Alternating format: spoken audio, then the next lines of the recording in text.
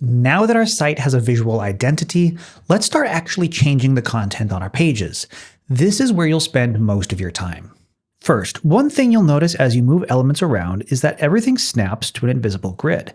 This is Squarespace's Fluid Engine Grid system, and it's actually your best friend. It keeps everything aligned and proportional, and here's the bonus. It's a big part of why your site will automatically look good on mobile, too. The grid adapts your layout for smaller screens. Before we start editing, there's one really important thing to understand about how clicking works. A single click on any block selects it. You'll see a toolbar pop up with additional options relevant to that block, like moving, resizing, or duplicating, even deleting.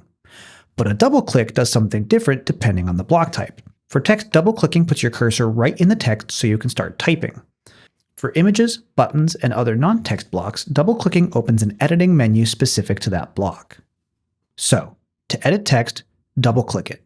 The formatting toolbar pops up where you can change heading levels, bold, italics, alignment, links, and lists. Heading levels aren't just cosmetic. They help search engines understand your page structure. Use heading 1 or H1 for your main title, H2 for subsections, and so on. See that AI icon in the toolbar, the 3 dots there?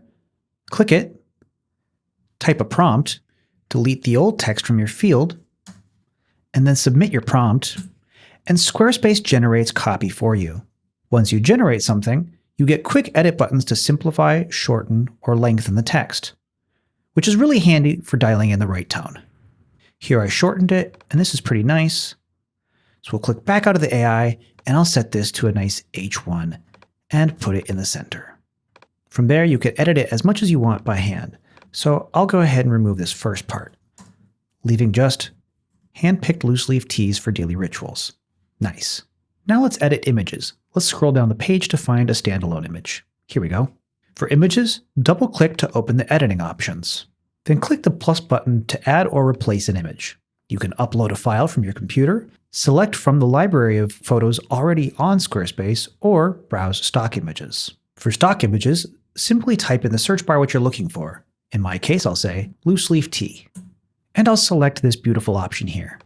Then click Add Image, and just like that, I've swapped out the photo. This top section allows you to adjust the focal point of the image. So if you drag the circle around, it changes what Squarespace focuses on if your image is cropped. You can click Edit to bring up a full photo editor, and if you click the top right circle icons, that's filters. So you can apply cool filters right from within Squarespace, and then click Save to save a duplicate image, which gets added to your library. Here you can also update alternate file names and alt text. Make sure you always add image alt text. That's a short description of your image that helps with accessibility and SEO. In the Design tab, you can choose whether your image will be set to fit, fill, or even add shapes. For this image, I think it'd be cool to put it in this shape here. Now that you know how to edit images, let's edit buttons. I'll scroll back to the top to edit our Hero section button. Buttons work the same way. Double-click to edit. Change the button text. Click Edit to set where it links to. That can be another page on your website.